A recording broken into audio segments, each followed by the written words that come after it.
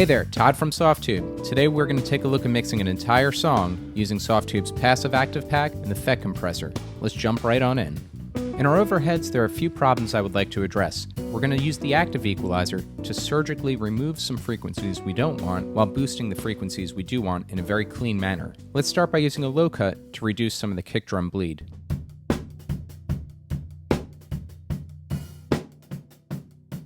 That's better, but let's add some low end back in so we don't lose too much.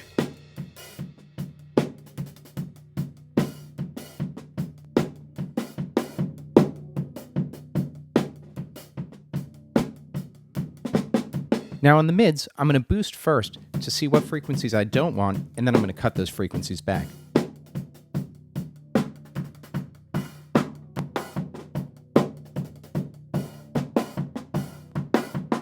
There's a little whistle around 1K, so using a very narrow bandwidth, I'm going to come on in and cut that 1K region. That's a little nicer. And last, let's open up that top end with a nice wide bandwidth.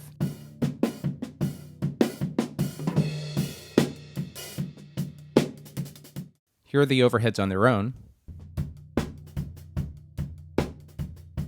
And here's with the active equalizer engaged. Let's take a look at mixing our kick drum. Here's the kick on its own. The kick's a little flabby sounding and it really doesn't have that low end punch or the click from the beater that I want. The passive equalizer will give us a wider sound and the bands interact in a really organic way. It's just got a great sound quality to it. Let's start by really boosting that low end. You could hear the fullness of the kick drum come back. We're going to use the midband to try and find that exact sound we want out of the beater. We'll boost it all the way and sweep until we find the exact sound we want.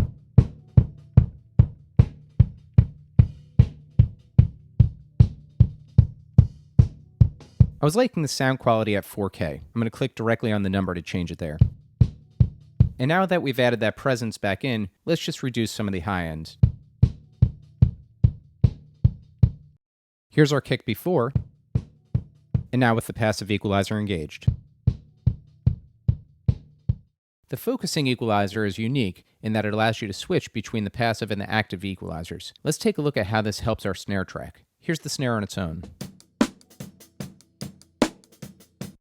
Let's start by using the low and high cut sliders, which are our filters, to narrow in on the exact snare sound we want.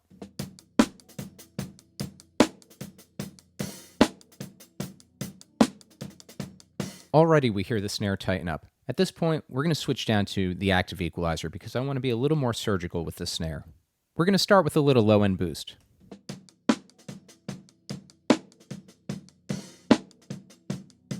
Let's boost the mids to see what that knob's doing.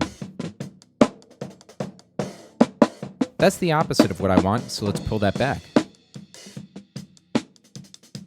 That's way better. And let's add some high gain just to get a little more snap out of that snare. Great, now that we did that, let's tighten the entire thing up by using the saturation knob directly on the EQ.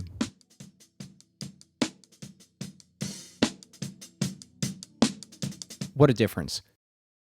While the focusing equalizer helped us to attack problem frequencies, I still think we need a little compression here to make that snare snap. Let's add the FET compressor and see what we could do. I'm going to drive the input a little harder. We'll make sure that the attack lets the snare transient through. Listen to what happens if I crank the attack too quickly. We lose the attack, so make sure that you have the attack set correctly. And adjust that release so that we're not getting any pumping. I'm going to use a slightly higher ratio. Listen to what happens as I bring my parallel inject knob back up.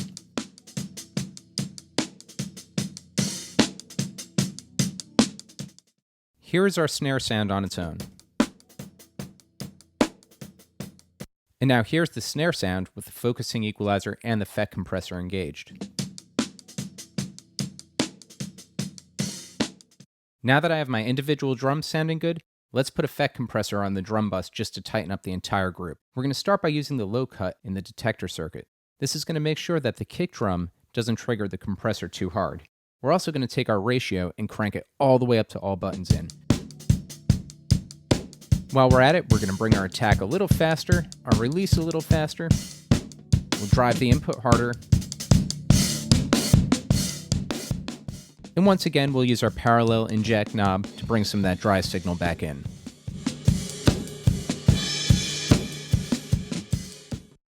The bass was recorded direct in this session. It's got a good sound, but it could use some help, and the passive equalizer is going to give us that nice wide analog boost that we want. However, let's take a look. The kick drum also used the passive EQ, so we want to be careful. We have a nice wide 60 Hz boost in the kick drum, and we also boosted at 4K, and we cut the high end. I'm going to allow the kick drum to play as we adjust levels on our bass. Let's cut that 60 Hz region. Let's boost our presence. 2.8K seems to sound nice. I'm going to roll that back a little bit, and let's boost the top end a bit. Okay, now the bass seems to cut through a little bit nicer with the kick. Let's smooth out the bass sound with a little bit of FET compression. Drive the input harder, bring our output back down. We'll keep attack and release where they are, and bring some of the dry signal back in just so we're not squishing our transients. Here was our bass sound on its own. And now listen to the difference once we've engaged the passive equalizer and FET compressor. It's subtle, but it helps it sit with the kick drum a little nicer. Each of the sounds really now starts to have its own space. Let's listen to my guitar track in this session.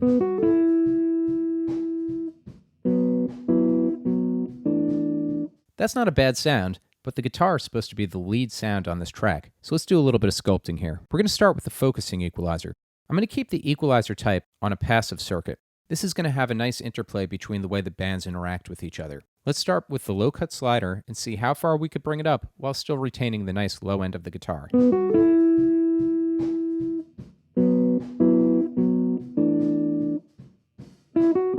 That's a little too much, so I'm going to back it off.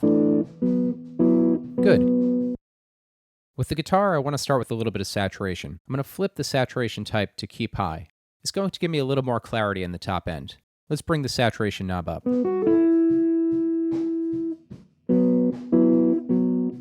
Already the guitar sounds way better. I don't need any low gain here, because really we're trying to cut some of the lows, but let's see what the mids do for us.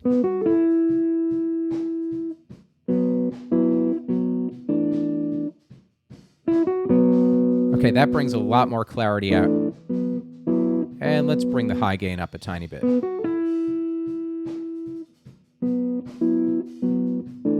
Now that we have a nice EQ sound, let's add the FET compressor in.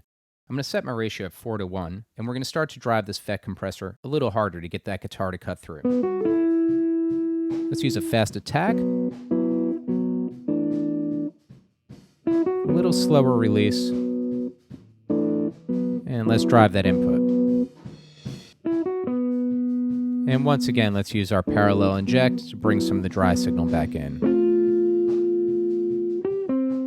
Let's add a little bit of spring reverb and tube delay.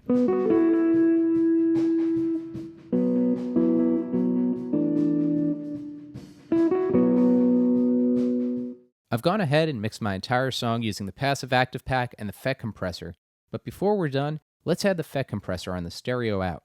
A 2:1 ratio will really help to bring this track together. We're going to make sure once again that we set our detector circuit with a little bit of a low cut, and then we're going to adjust our attack and release so that the attack is nice and slow. We don't want to kill those transients. And we're going to put a little bit of a slower release time. Let's adjust our input and parallel inject so that this track just starts to glue together.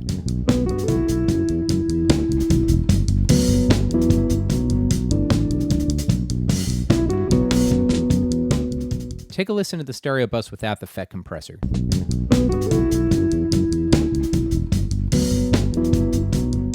And now listen to how the tracks start to come together a little more when we have the FET compressor engaged.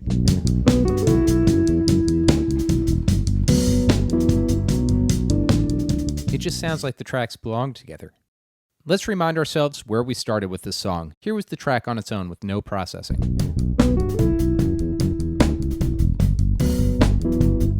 And now here's our track with the passive-active pack and the FET compressor engaged. We also added a little bit of reverb and tube delay.